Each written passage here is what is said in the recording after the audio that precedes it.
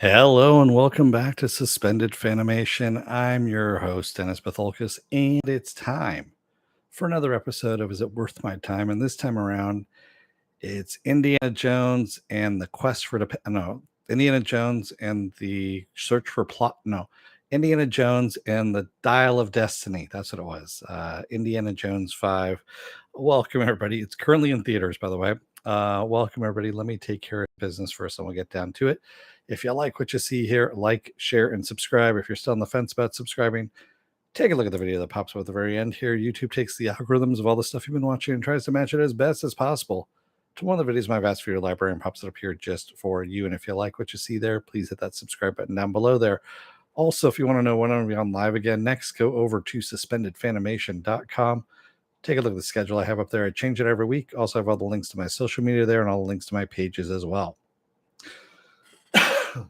And coughing is for free there. So, as I said in the schedule here, hey, Cheryl, hey, Marks, how's it going? I will do a spoiler-free version of this first, and then I will get into the spoiler version of this. So, Indiana Jones and the Dial of Destiny takes place in 1969. No spoiler here. And really what he's doing is he's looking for this hey Raymond, he's looking for this thing. Well, I should say the Nazis are looking for this thing called the Dial of Destiny, which is something that Archimedes made that may or may not be able to do time travel. That's what the gist of it is. And of course he has to keep it from Nazis in 1969. Yeah. And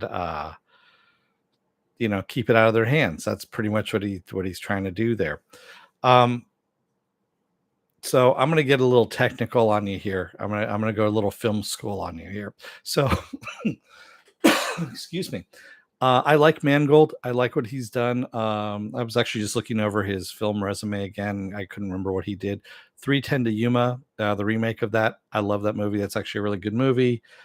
Kate and Leopold. I'll admit, I've actually watched it. I like it. It's a good movie. I've watched it on more than one occasion. Wolverine, the R-rated version of Wolverine, pretty good. I mean, that's a a decent movie. This one is okay. So one, it's not Kingdom of the Crystal Skull. Logan, yeah, Logan he did as well. Logan I can only watch once, and that's it. I can't watch it ever again. So it's a good movie. It's just depressing as all fuck. You want to keep sharp instruments away as you're watching it. So he's a decent director. He's capable. He does some good things. And again, like I said, this is not Kingdom of the Crystal Skull, but it is still not good. And the reason for this is, hey, Sirius, he is not Spielberg. So Spielberg, as I was watching this, I actually, the film school person in me actually started kicking in, which was really bad. I know it gets really bad when I'm watching a movie and the film school critic starts, kicking in. And I'm like, wow. So, you didn't stop at Spielberg actually likes doing a lot of long shots. So long shots are these big theatrical shots, and he's really well known for them. He does these spectacular shots. Mangold does not like that. He likes medium shots and close-ups, mediums and close-ups, mediums and close-ups. So throughout this entire movie, it's mediums and close-ups, mediums and close-ups, with a couple of long shots thrown in begrudgingly. And the other thing that Spielberg does with those long shots is he holds them. So he holds them for longer than what you should. It's like a beat or two longer than what you should. And it's Spielberg's touch, the way he does things. And I noticed this as I was watching the movie, and I'm like, this does not feel like Indiana Jones. Plot aside, there's no real scene in the movie that stands out as as Indiana Jones. Every movie, Indiana Jones movie, there's a scene that stands out. Raiders of the Lost Ark, you got the face melting scene, or you have the the fight in the tavern. There's a lot of scenes that stand out. Temple of Doom, You have the mine chase scene. You have the dinner that happens. You have the bugs. All that kind of stuff. Last Crusade. You have going in and finding the Holy Grail. Also, the library, the rats, that kind of stuff. This has none of that. Even Kingdom of the Crystal Skull has the refrigerator. Nuking the fridge, which ends up becoming its own meme in itself. So, yeah, it has none of those moments that just kind of grab you and say, "Hey, this is an Indiana Jones movie." It's an Indiana Jones movie, but it's kind of a bland one. Is really what it is. How was the CGI? Raymond asks on that. It The CGI is not bad, I'll say that. So the de-aging actually is fine. I mean, there's a couple scenes though, and I was wondering why it was off, and then I saw a still and I realized what it was. The de-aging actually took his face and shifted it just a little bit when he's sitting in the chair initially, in the very beginning, and it kind of shifts his face over. And what it did was is they took the side view and pasted it in a frontal view, so it was weird. That was the one weird thing. And again, not most people are not going to catch that. I'm the weirdo who's going to catch stuff like that.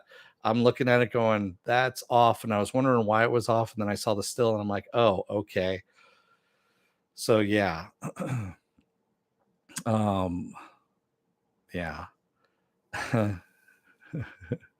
Yeah, it's 19. Yeah, I'm not going to go into the whole childish stuff. So and then let's get into the characters. I know everyone other critics have been saying that this is character driven. It really isn't. Your characters are kind of fairly two-dimensional. Your main Nazi, for example, fairly two-dimensional, and I'll get into it in the spoiler version of stuff that's happening. Also his goddaughter, played by Phoebe Waller, fuck, I can never remember her full name there. Phoebe Waller Bridge. There we go. Um, you really don't like her, to tell you the truth. And if she's supposed to be spinning off a sequel to this or her own series, I really don't want to watch it because I really didn't like the character. The only character I did like was the kid character that was in this, but I'll get into that too in the spoiler version. So you really have these characters that are two dimensional, they're not fleshed out. The motivation of a lot of people is not there. It's kind of, yeah, we want to use it. We want to use this dial of destiny to, and it just kind of peters out. They really don't tell you what the motivation is of these characters. I understand, why they wanted to do this. I understand kind of what they wanted to do, but it's very, very wishy-washy, very wishy-washy, very hand wavy. And this script needed at least 10 more passes before they've actually should have shot it, quite honestly. Um, yeah, and then the cameos too. There was one cameo I'll say that got me, and I'll say it in the spoiler version when we get there. And it was at the end, and that's kind of where it felt Indiana Jones-ish, but that was about it. And by then the action was all over with. So is it worth your time to see in the theater? No, it's not worth your time to see it in the theater. I'm a fan. I'll consider myself a fan of Indiana Jones, Raiders of the Lost Ark, all that stuff. I had the original, Drew Sturgeon poster, hanging in my bedroom like everyone else in the 80s. Um, you know, and yeah, I mean, this was not this is something you're going to watch on Disney Plus or Paramount Plus because it's going to come out on either one or both at the same time when it comes out. Excuse me. Probably in, I'm guessing, September or October, somewhere around there. So yeah, Mork says if the script was reviewed, the movie would have been 4 hours. It was already way too long. Yes, I agree with you. It was way too long, and not a lot happened for it. So yeah, it's not worth your time on that. So yeah, just wait till it comes out on streaming. You can wait. Quite honestly, it's not going to be the end of the world. Yes, you're going to get spoilers on it, and quite honestly, the movie's already been pretty much pre-spoiled. There is one bright spot in all of this, and I'll get to it in the spoilers. Ooh, sorry, I have to reach back there now, and my chair just likes to creak as I'm doing that. So, spoiler alert: I am going to spoil the movie from here on out. If you have not watched the movie and you don't want to be spoiled, go away, pause it, whatever you want to do, and go and see it. And then you can come on back. This will be a video. You can comment down below in the comment section. All right, I'm giving you the warning, all that stuff. Okay, all right. Indiana Skywalker, yeah.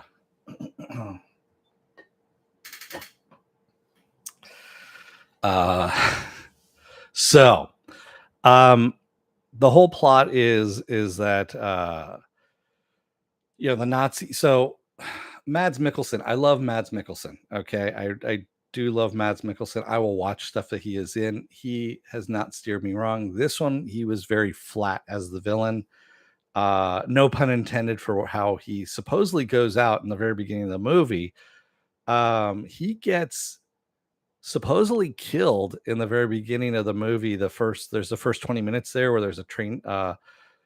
So the Nazis at the end of the war are looting as much treasure as they can. They've got a treasure train. This is where Indiana Jones and his compadre there, Basil Shaw, who ends up, of course, being the father of Helena Shaw, who's Phoebe Waller-Bridge's character. They're looking for initially they're looking for the spear of Longinus, is what it's called. So that is the spear of destiny. That is supposedly the spear that pierced the side of Christ. All that kind of stuff. And whoever holds the spear of destiny is supposed to be able to, rule the world. Yada yada yada. All that kind of. We know all this stuff. Well, the spear of destiny that is on the train is a fake. And Mads Mikkelsen's character is a physicist, but also an antiquities. I guess he's, looking for antiquities. He's Jürgen Voller is what his name is. So he is telling the colonel that, it's a fake, but he's got something better.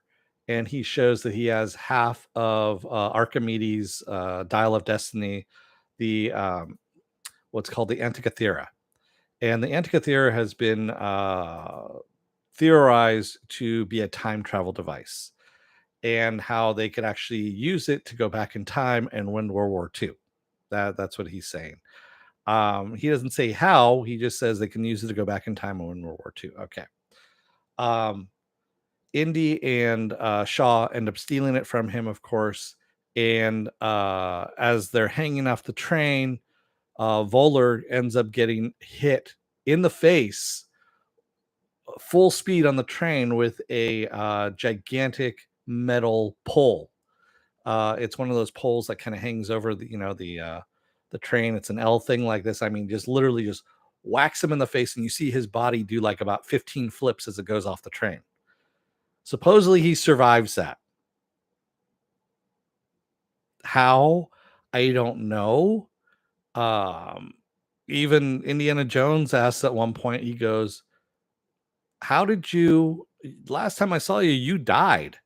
And Voller's like, I don't know what you're talking about. We've never met before. And he says it kind of in a way that looks like he's joking, like Germans would joke, but yeah, it's just this very weird scene where I'm like, so did he survive? Is he a twin? They never really go back and revisit it. And it's one of those things that just is kind of maddening. The other thing that's maddening about it is he says, we're going to go back in time in 1939, and we're going to go back to Munich, Germany, and we're going to bomb it. And that's how we're going to win World War II. And I'm thinking, all right, so I know he blamed Hitler for losing the war, but in 1939, you're just getting the ball rolling there. If you kill Hitler, which everyone wanted to do at the time, everyone else who is behind him isn't going to step up to the plate to get things moving. It's a bad plan. And I guess that was his plan. He really didn't say it. He just basically said, "Hey, we're gonna go back to 1939 and bomb Munich." And Indy even goes, "So what? You're gonna go back and kill a bunch of Nazis? That's your plan?" And that's all Indy says at that point. And I was like, "Yeah, exactly. What is your plan?" And they never go back and revisit it. Never say what it is. So yeah, it again, this needed to go through a few more passes and really needed to be clarified as to what the fuck was going on. And then let's go into Wombat, Helena Shaw's character. So her character, she essentially is stealing antiquities to sell on the black market, is what she's doing. That's what she has become. Uh, she actually steals the half of the Antikythera from Indy, who has it, because her father was going mad trying to unravel the mystery of this thing, and he took it from her father to keep him from going insane. You know, and he was supposed to destroy it, but he didn't. He kept it, under wraps. So she steals it from Indiana Jones, and she's going to sell it in Casablanca. She's going to, sell it on the black market in Morocco, excuse me. And um, yeah, you really don't like this character for 2/3 of the movie. It's not until the final act of the movie, the third act of the movie, that she goes back and she's going to help Indiana Jones and she's going to rescue him. So she is really the only way I can describe her character. She's more Belloc than she is anything else, any other character. Yeah, exactly, Marks. It's too late because at the last third of the movie, you really don't care about her. You don't like her and you're rooting against her. So, and you still don't know what her motivation is. Why is she turning around and helping Indy at that point? So and again, the characters are not fleshed out here. So you're not fleshing these characters out. You're not going into it's not character driven. It's really still plot driven at this point. And yeah, it's just kind of, it needed to be, worked on a bit more. It needed to be workshopped a bit more. And that's one of the last things you'll hear me say is that something needs to be workshopped more because sometimes you can overwork shit, and this one just needed a lot more work to it. Excuse me. So, like I was saying, there is one thing that does feel very Indiana Jones ish. Oh, and by the way, so Helena has a kid sidekick. Teddy is his name. Teddy is the thing that actually is good out of this movie. I like the character Teddy. He was decent, funny. He was kind of like Short Round Light, is what he was, only without the severe racial stereotyping. So that's where we had that, or the severe racial accents or anything like that, racial stereotype accents. So that was actually good there. Hey, Popeye Pliskin. Yes, they do mention that Mutt dies. It doesn't say Vietnam, Popeye. It just says in the war. This is the other thing that's kind of glossed over. He says, Harrison, Indiana Jones says, I would use it to go back and stop my son from entering the war. The war is all he says. Now, is that the Korean War? Is that the Vietnam War? We don't know. Because remember, the Vietnam War at that point is only 4 years in. 1969. Actually, really, it's only 3 years in. If you're talking about the draft, it's really only 2 years in at that point. Because the draft really didn't kick in until 67. Uh, Summer, yes, 66, 67, somewhere around there. So, yeah, so you're looking about 3 years in. Yes, Mutt could have died in Vietnam or he could have died in Korea. We don't know which one. Obviously, since it led to Indiana Jones and Marion splitting, separating, I'm guessing it's the Korean War, is what I'm guessing, is where we're at. Because that lasted long enough, that it follows in the timeline of events. So again, something that isn't fleshed out, that's just kind of mentioned in passing. I'm glad that Mutt died quite honestly, it's a horrible character, and yeah, I know that's horrible to say about that, but I really did not like the character. The character was a horrible character, and just Sheila Booth is not the greatest actor either. So, um, yeah, I'm okay with that. Yes, wait for streaming on this one. The only good thing, like I said, is at the very end, Marion comes in, and that is where the nostalgia kicks in for me, at least in this. And of course, they do a whole variation of where does it hurt, where doesn't it hurt, kind of thing. And she's saying where it doesn't hurt, the whole thing for Raiders of the Lost Ark. So that comes in, and that's actually really good. But yeah, this movie isn't. I'm kind of tired of nostalgia draws. I've said this before. If you're gonna dredge up movies that only had one movie that should have actually had more, like The Last Starfighter, if you will. What else is there out there? Big Trouble in Little China. Well, they're remaking that one from what I understand. Probably not now because The Rock is uh, on a crash and burn cycle right now. So I don't think they're going to do that. But no, they can actually do the Last Starfighter right. You bring in the actors again, the same actors. You have them older. They're living out in space, and there's a new threat out there. That's what I heard that they're talking about for the sequel on that one. So there is a sequel supposedly in the works. There are things if you want to do nostalgia you can dredge up, but again, like I said, behind me there's a bunch of fucking books that haven't been touched. Fucking use one of them as a plot. Do something new for a change. I know that we're in the midst of a writer's strike.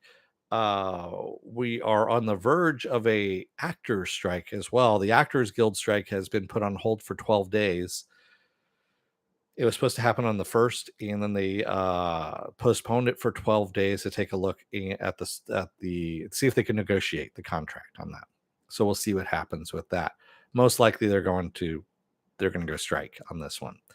Um, and again, this is all over AI. That's what the producers, the studios want to do is they want to go towards AI, so they don't have to pay people money that they're hoarding. That's really what it comes down to. So this movie was $250 million, $300 million to make, somewhere around there, and only generated about $60 million this weekend. Now, $60 million would have been great if the movie had only cost $60 million to make or $65 million to make. But yes, this is Harrison Ford's last movie as Indiana Jones, not as an actor. He is going to get out there. He's doing fuck, what is it? The Marvel movie where he's General Thunderbolt Ross. It's kind of like Suicide Squad, only yeah, but it's the Marvel version of it. Popeye Listen says next Indiana Jones movie will probably be a multiverse movie with Tom Selleck. Yeah, that's what it should be.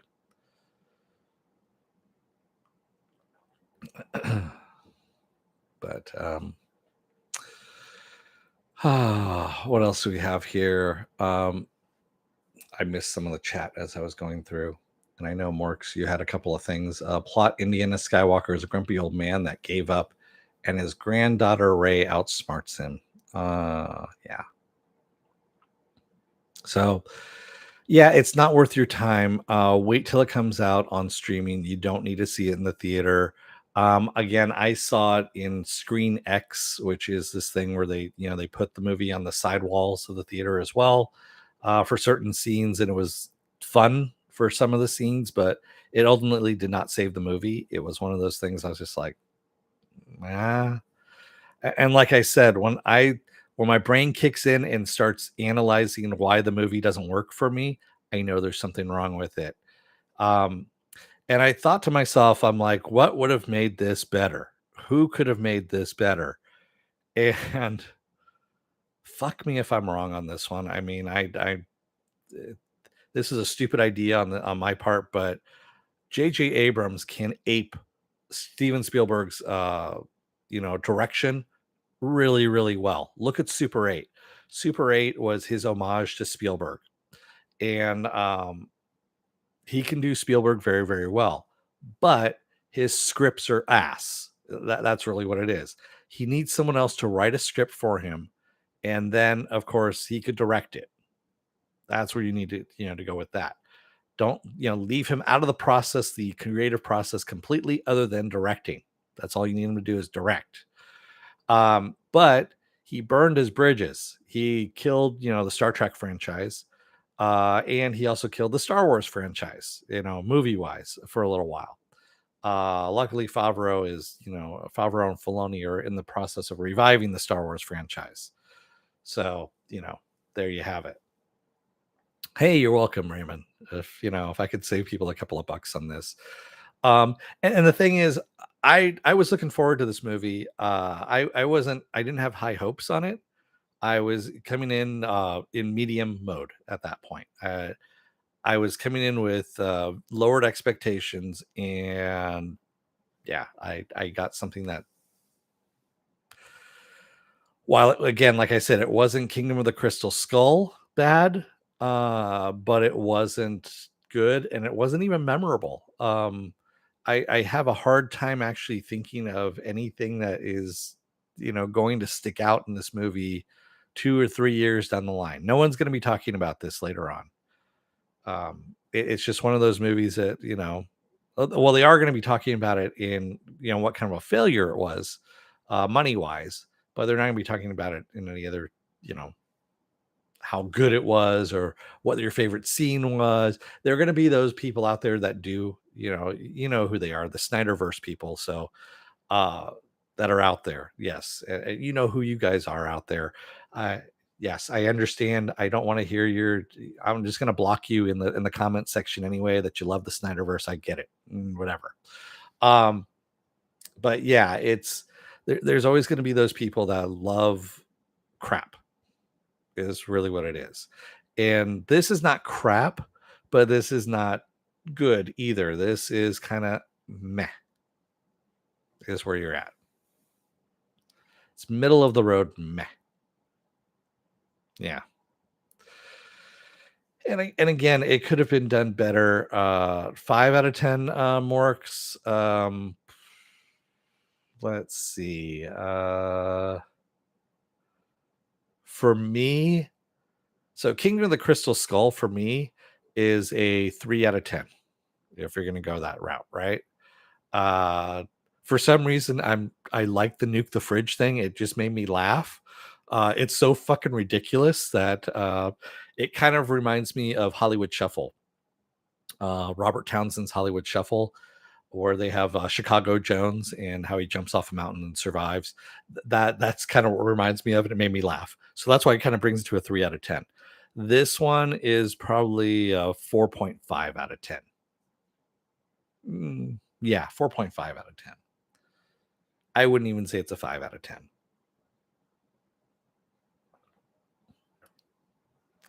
I mean, will I watch it when it comes out on streaming? Maybe, if I've got nothing else better to do.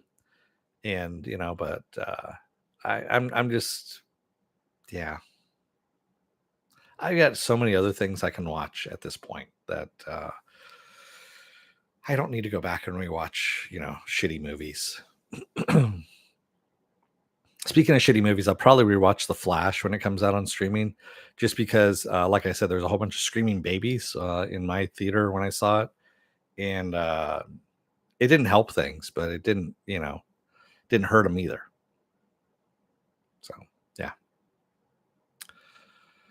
Mork says I won't watch it on streaming for sure. Oh yeah, I'm gonna wait till it comes out. Long after it comes out. On one of the streaming services that I'm already paying for. So, with that said, what else do I have going on for the rest of this week? I'm gonna be off tomorrow because you know what it is? Bang, bang, bang. It's 4th of July, all that stuff. Um, yeah, I'm just, I have the day off. I didn't have today off from work, but I have tomorrow off, and then I gotta go back to work again on Wednesday. So it's this crappy middle of the week holiday thing, which was really kind of shitty. I don't know. Um, and then Wednesday is going to be Secret Invasion, episode 3 of Secret Invasion. I'm going to have that. Thursday, I'm going to be off. Friday, I might end up doing another Is It Worth My Time? I might actually do the Often Threatened Mrs. Davis, which is on Peacock. I'm leaning towards that, but we'll see what happens and see how much how beaten down I am during the week. And then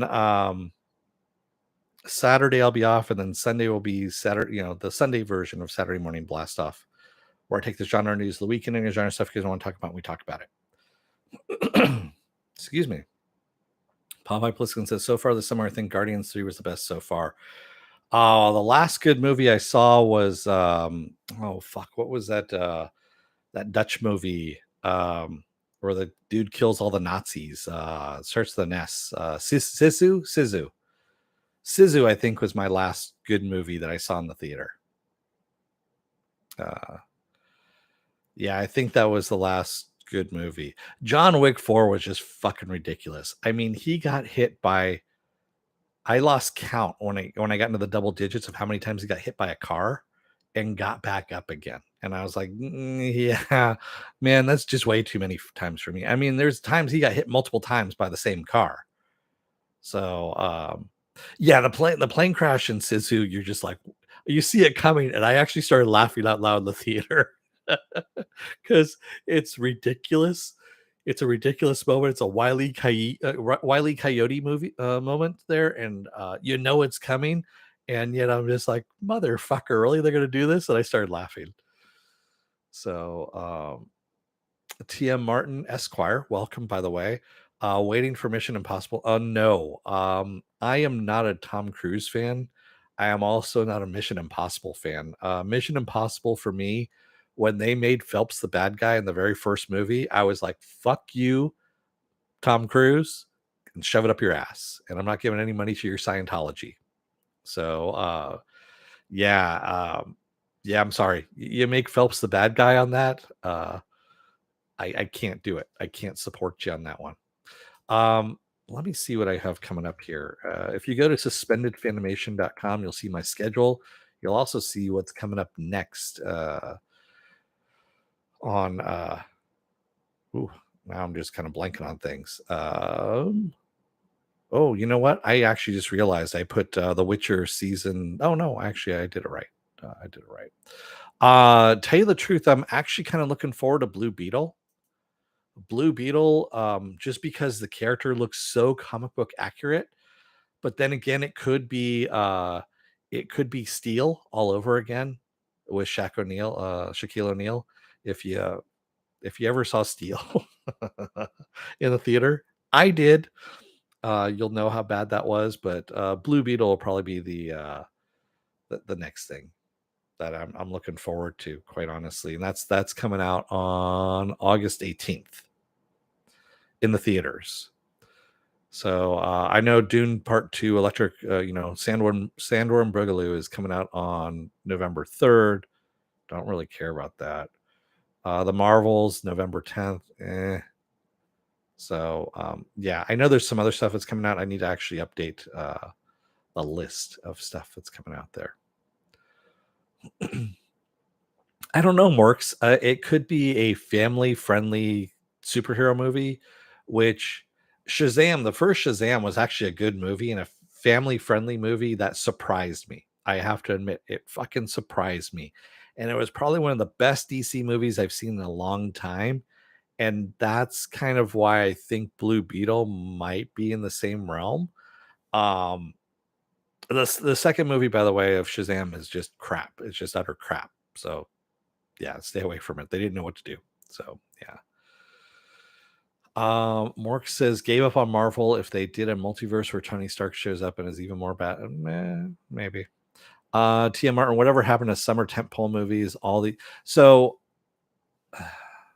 The pandemic is one thing. Tia Martin. Also, studios are very, very, very skittish about doing anything new. It's all sequels, it's all dredging up the past, nostalgia, all that kind of stuff. and that's why they're not doing anything new. So we're not getting any summer tentpole movies, really. One thing I keep forgetting to add to the list is The Creator. Um, Denzel Washington's kid. Fuck, I'm blanking on his name now. There's this movie called The Creator, who Gareth Edwards is actually directing, which looks phenomenal, and that is I'm looking forward to that too, which is near the end of the year here. So that actually looks pretty good as well. But yeah, there really aren't any. There really aren't summer, quote unquote summer movies anymore. Um, excuse me, because you can. So there is no television season anymore, and that's actually what used to drive things. So when we had the three networks, ABC, NBC, CBS, you had stuff on from the fall and spring, fall, winter, spring, right? And then in the summertime, they had reruns. So reruns, people would go to the movies, and that's where you had your summer tentpole movies, which would be these big things because people will go to the movies and see them over and over again. Also, movies were cheap to go to, $5 or so, something like that, to go and see the movie. So people would go repeatedly and see the same movie over and over again and pay money for them. Now, and I've said this before, for a family, even two people, you go out on a date. That's, just for the tickets alone, and I'm being conservative here, it's $40, right? For two people. And then you add two drinks and a popcorn. The theater that I'm at, that's an extra $30 right there. It's 10, 10, and 10. That's saying if you just get like soda, two sodas and a popcorn, and they had a refillable popcorn. So right there, you're looking at $70 if that's all you get. And that's for one night and for one movie. Now, if you go streaming and you buy the movie on streaming, that's $20, $25, somewhere around there if you want to own it. So what are you going to do if you have a family of 5 or 6 or something like that? You're going to you're going to wait till it comes out on streaming. You'll pay the streaming price, and that way you can just watch it at home wherever you want. You can watch it in your underwear, nude, whatever you want to do, hanging from a tent pole, all that kind of stuff. Popcorn for where I'm at is $10, 10.50 is what it's at, Raymond. For they call it endless bowl popcorn. Is what they call it. And you get this huge bowl of popcorn. It's a lot of popcorn, and I never finish it. No, Morks, I'm good. Yes, I am excited about the new Futurama, Raymond. I am. That is coming out soon here. I've got to put that on the list of things to watch that's coming up. Yeah. But yeah, I know TM Martin, $300 million for Dial of Destiny is it's just ridiculous, is really what it is. The original Indiana Jones was what did they say it was? $30 million, I think is what it was, which was expensive even back then. And basically they equated it into today's dollars. The way how much money they made it for 65 million in today's dollars, and it ended up grossing what would be in today's dollars $1.3 billion. So that was the first Raiders of the Lost Ark. They need to kind of go back to that formula, and yeah. So yeah, Marks, the movie did cost 300 million. Yes. Ugh, sorry, my dog decided she wants to bark at something. TM Martin says, I'd rather stay home now and watch without idiots taking cell phone calls. Yes, exactly. I agree with you. Yeah. Yeah. Plus, I can pause the movie. I can put on subtitles because, I like watching stuff with subtitles now. It's kind of funny. I go into the movie. I'm like, wait, where the, oh, that's right. I'm not at home because everything I watch. So I've got a big screen TV. I've got surround sound. I put subtitles on, and that's how I catch little things too. We were talking about The Witcher season 3 there. there's actually stuff that you can't hear in Witcher 3 that is actually in the subtitles. And you got people whispering shit here and there in different scenes, and they're saying stuff, and it comes out fairly well. What are you barking at? Sorry, she just came wandering in like she's.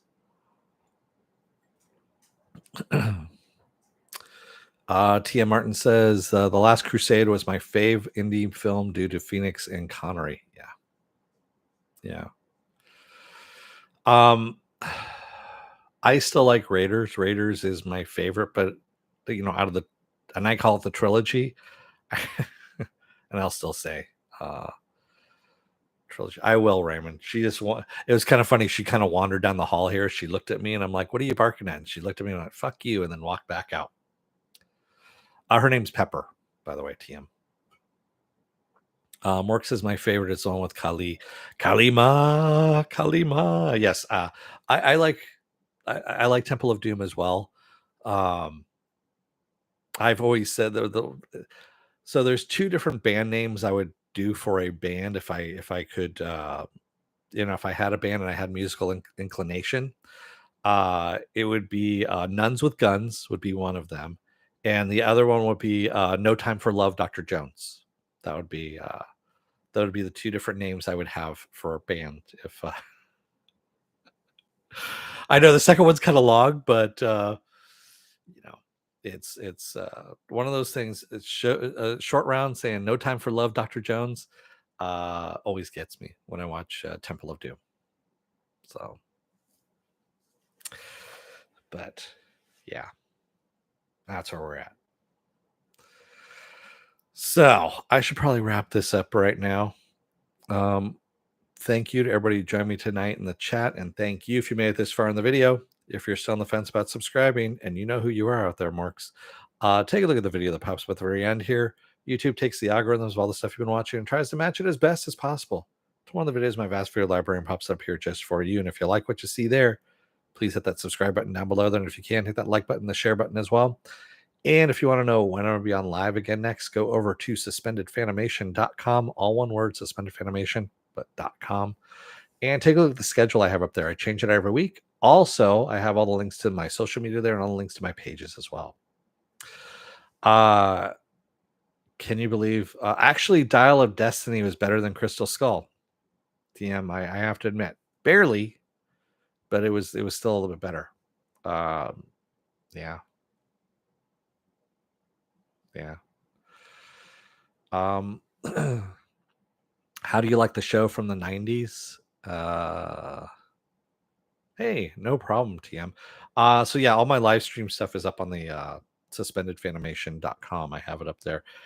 Sometimes I have to skip them. I usually, if I get really, beat up at work kind of thing, and I just can't make it. So thank you, everybody. I will see you guys again on Wednesday for Secret Invasion. Until then, don't let the door hit your ass on the way out. Otherwise, you may end up diving down to go and find this MacGuffin that's supposed to tell you where the other half of the MacGuffin is that you're looking for, and you're going to find 2,000-year-old skeletons at the bottom of the ocean. Yeah, I said that right. 2,000-year-old skeletons at the bottom of the ocean because, calcium doesn't dissolve in fucking salt water. Don't get me started on that either. Thanks, everybody. I'll see you again on Wednesday. Until then, stay safe, be well, take care. Stay safe out there, and I will see you again. Have a good rest of your night, and have a happy and safe 4th of July. Thanks, everyone. Have a good night. Good night.